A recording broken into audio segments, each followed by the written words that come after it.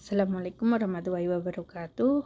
Anak-anak semua, kali ini kita akan belajar via daring ya, tentang materi ukuran pemusatan data. Mungkin waktu kalian kelas 7 kalian juga sudah belajar tentang statistika, yaitu tentang cara menyajikan dan mengumpulkan serta menyajikan data. Nah, di sini kita fokus untuk bagaimana cara mengolah data. Ada dua jenis, yang pertama itu ukuran pemusatan data, yang kedua adalah ukuran penyebaran data. Nah, fokus kita di pertemuan ini adalah untuk membahas tentang ukuran pemusatan data. Mungkin kalian juga sudah familiar dengan yang namanya min, median, dan modus ya. Oke, apa sih manfaat ukuran pemusatan data? Contohnya nih, kalau kamu suka mendengarkan musik di platform tertentu, di situ kita bisa melihat bagaimana rata-rata pendengar dari platform musik tersebut di jangka waktu tertentu, kemudian juga rata-rata orang yang mendengarkan pada tahun demi tahun. Nah, sehingga orang yang bekerja di bidang itu tahu bagaimana caranya menarik minat pendengar yang baru ya. Contoh-contohnya di sini kalian bisa cermati. Nah, misalkan konten jam dari platform tersebut, setiap jamnya itu ada berapa orang yang mendengarkan. Kemudian ini misalkan tipe playlist yang dikembangkan itu medianya pendengarnya ada berapa orang. Nah, di situ bisa dilihat, kalian bisa menentukan ada yang 103, 160 ribu dan 237. Nah, itu medianya ada di 160 ribu orang. Nah, begitu juga di sini kita juga bisa mengetahui siapa saja sih artis yang musiknya paling banyak didengarkan atau lagu apa yang paling banyak didengarkan di tahun tersebut. Nah, itu dikaitkan dengan statistika kan juga bisa kita dapatkan berdasarkan banyaknya pemutaran yang selalu dilakukan di lagu tersebut ya. Nah, di sini kita juga harus mengingat kembali tentang data tunggal. Ya, kalau kalian lagi belajar statistika itu kan ada data yang disusun sendiri menurut nilai dan misalnya masing-masing. Nah, biasanya akan muncul data seperti ini. Nah, ini namanya adalah data tunggal karena benar-benar satu-satu. Nah, tapi data tunggal ini juga bisa kita olah menjadi seperti ini ya, sehingga akan mempermudah kita untuk menentukan yang nilainya 50 ada 3 orang, 60 ada 2, 65 ada 3 dan seterusnya. Nah, pada pembelajaran kali ini ada 4 hal yang akan kita targetkan untuk dipahami. Yang pertama yaitu menentukan rata-rata atau istilah lainnya adalah min dari suatu data. Kemudian yang kedua menentukan median atau nilai tengah dari suatu data.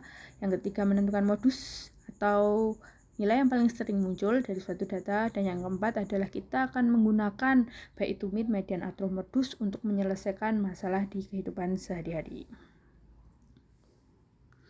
Ukuran pemusatan data secara umum adalah suatu ukuran yang menggambarkan pusat. Namanya saja pemusatan, maka pusat dari kumpulan data yang bisa mewakili. Nah, bentuknya adalah min, median, dan modus. Karena kalau kita cermati memang ketiga ukuran ini itu benar-benar terpusat di satu nilai ya. Kalau min itu di rata-rata yang mewakili semua, kalau median itu benar-benar dinilai terpusat di nilai tengah, kalau modus itu terpusat di nilai yang paling banyak muncul. Nah, ini termasuk analisis statistika deskriptif dan mungkin yang paling familiar untuk digunakan atau dipelajari oleh siswa sekolah menengah. Nah, kita cermati satu persatu yuk, apa itu median, modus, dan min. Yang pertama adalah min atau rata-rata. Itu adalah nilai rata-rata yang didapat dari perbandingan hasil penjumlahan seluruh data dengan banyaknya data yang ada. Biasanya ditulis kayak gini, X bar ya. X bar jumlah seluruh X bar ini. Nah, ini itu kan hanya istilah untuk rata-rata jumlah seluruh nilai data. Artinya kalau datanya ada 10 itu semua datanya dijumlahin satu persatu, kemudian dibagi dengan banyak data. Nah, misal di situ datanya ada 10 ya dibagi 10. Nah, itu ya cara menghitung rata-rata.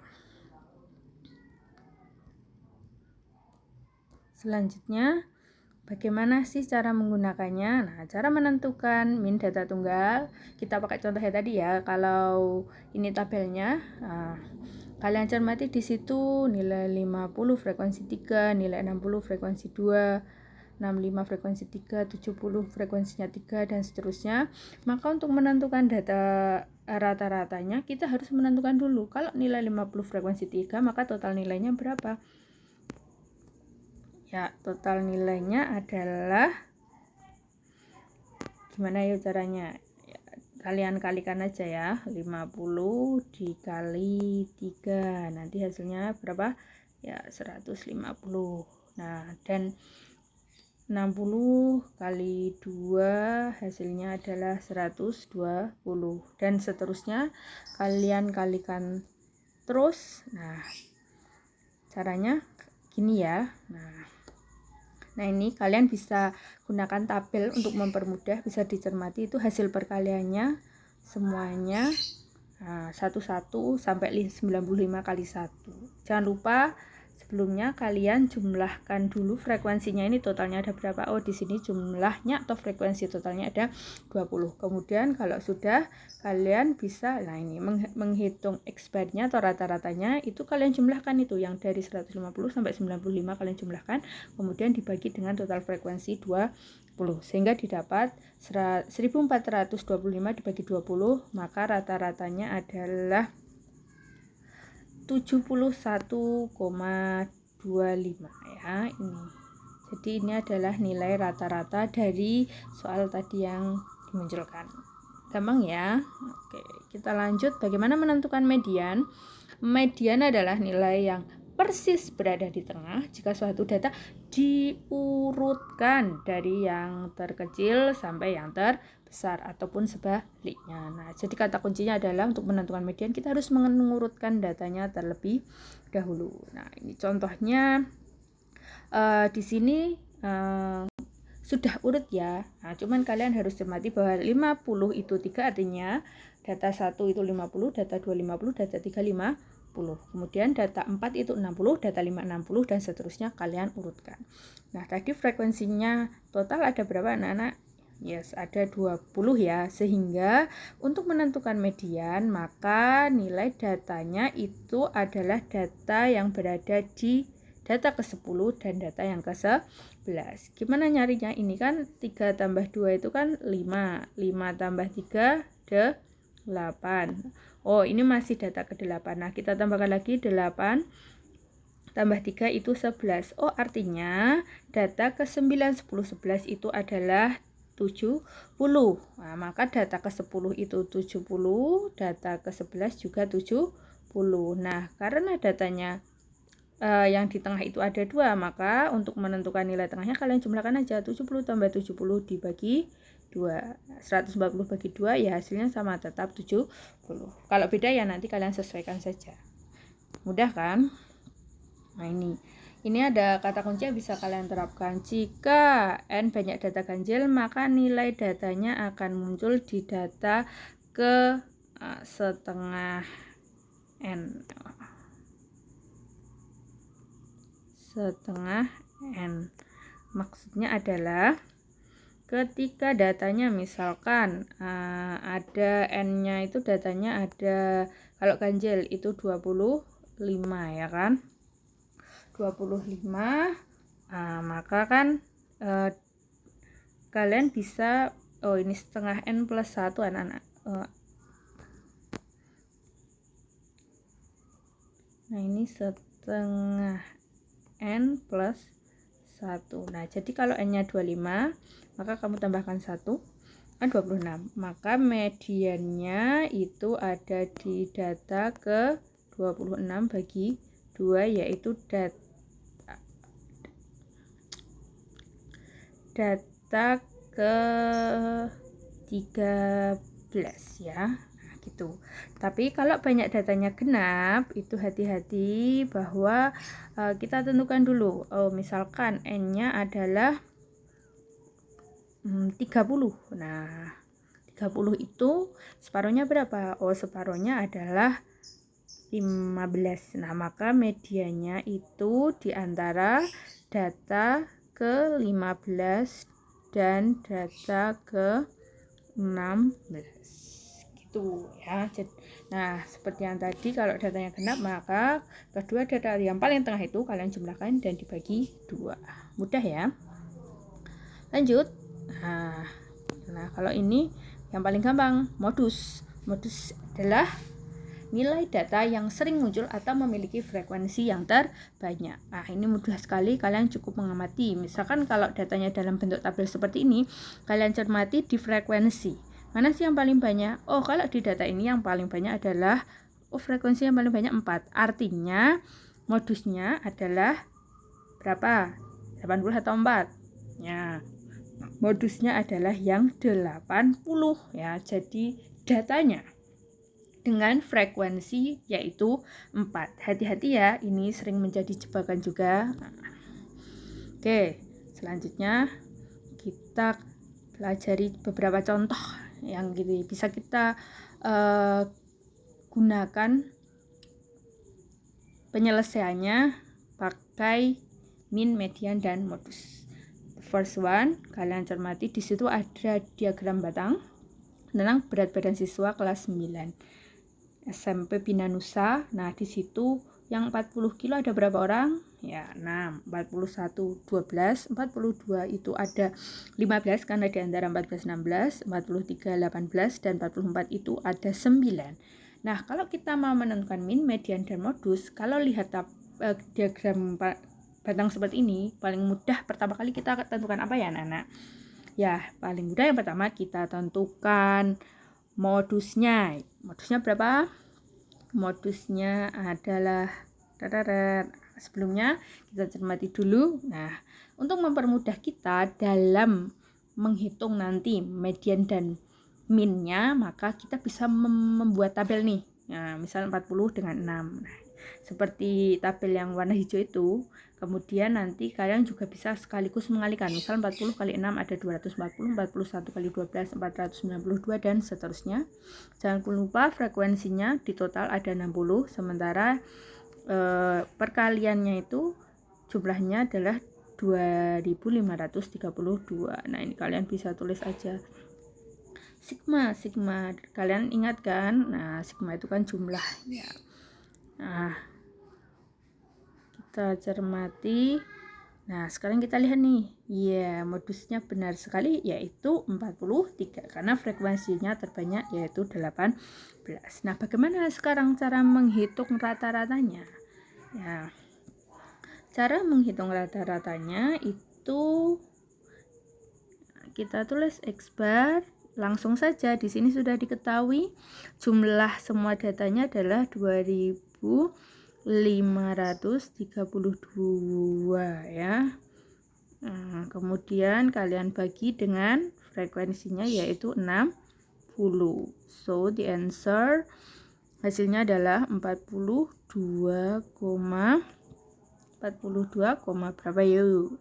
Ya, 42,2. Itu adalah nilai rata-ratanya. Sementara mediannya berapa? Mediannya, nah kita cermati nih, frekuensinya kan 60 ya. Kalau 60 tadi genap apa ganjil? Ya, genap. Kalau genap maka kita harus menentukan dulu data tengahnya itu di data berapa? 60 kamu bagi 2 hasilnya adalah ya 60 dibagi 2 hasilnya adalah 30. Nah, maka kita cari data ke-30 dan ke-31. Nah, caranya gimana? Ini kamu jumlahin. Frekuensinya ini diurutin. 16 tambah 12 yaitu 18. Ini frekuensi kumulatifnya. Kemudian kok belum sampai 30, maka kamu tambahin aja 18 tambah 15. Berapa ya? 18 tambah 15 adalah 31. Oh iya. Maka data ke-30 dan 31 itu nilainya di mana ya? Di berat badan 41 atau 42? Ya, benar sekali di berat badan 42. Dua-duanya. Karena ini kan nilai data 31 masih di 42. Maka mediannya di data ke X30. X itu hanya untuk mempermudah ya, data ke 30 tambah data ke 31, yaitu berapa tadi?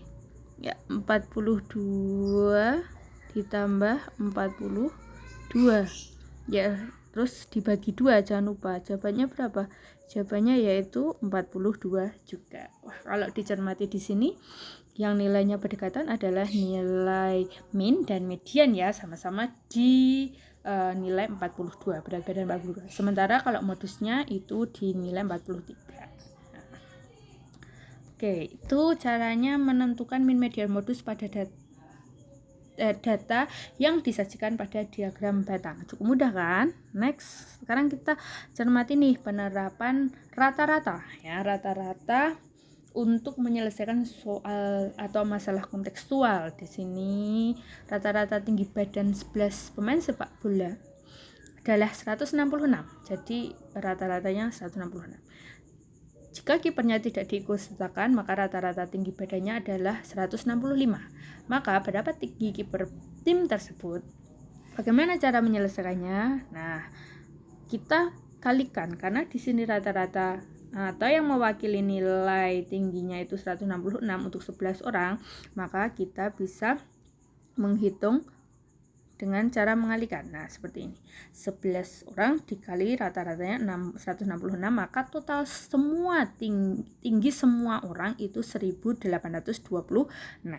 Kemudian karena tadi ada maaf, sudah kebuka nih. It's okay. Nah, karena kipernya tidak diikutsertakan, maka berkurang, sehingga di sini kiper pemain sepak bolanya menjadi tinggal berapa? Ya, tinggal 10. Nah, tinggal 10, kalian cermati di sini 10 dikalikan dengan rata-rata tingginya baru yaitu 165, maka totalnya adalah 1650. Kalau sudah, karena ini mencari tinggi kiper tim tersebut, maka kedua data itu kalian kurangi saja sehingga hasilnya adalah berapa? Coba silakan dihitung dulu.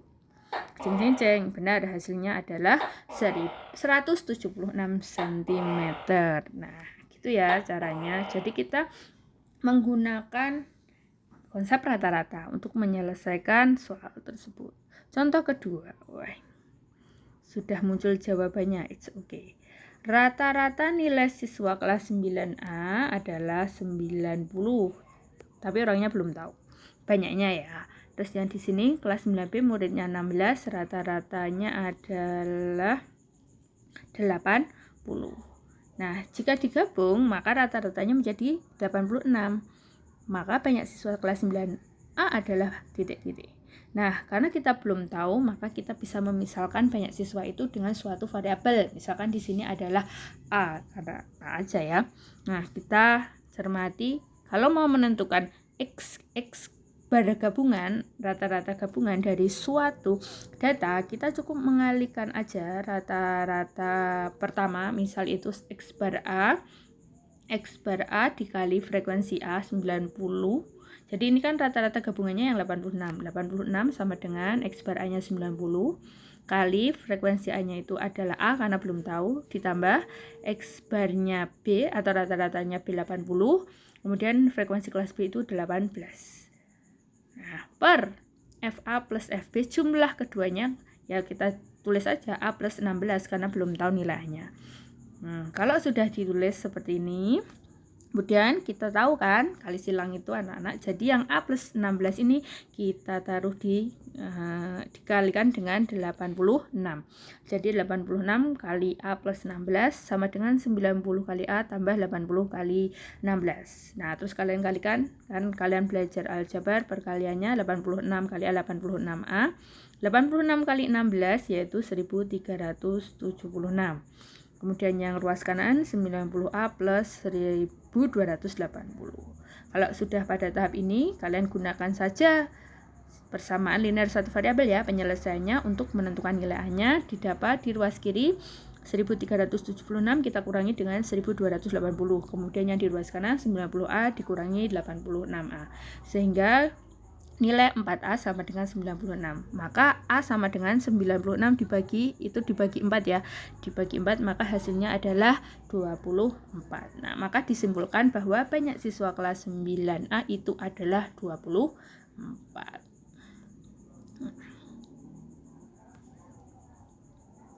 Nah, itu adalah 3 contoh penerapan min, median, dan modus untuk menyelesaikan soal-soal.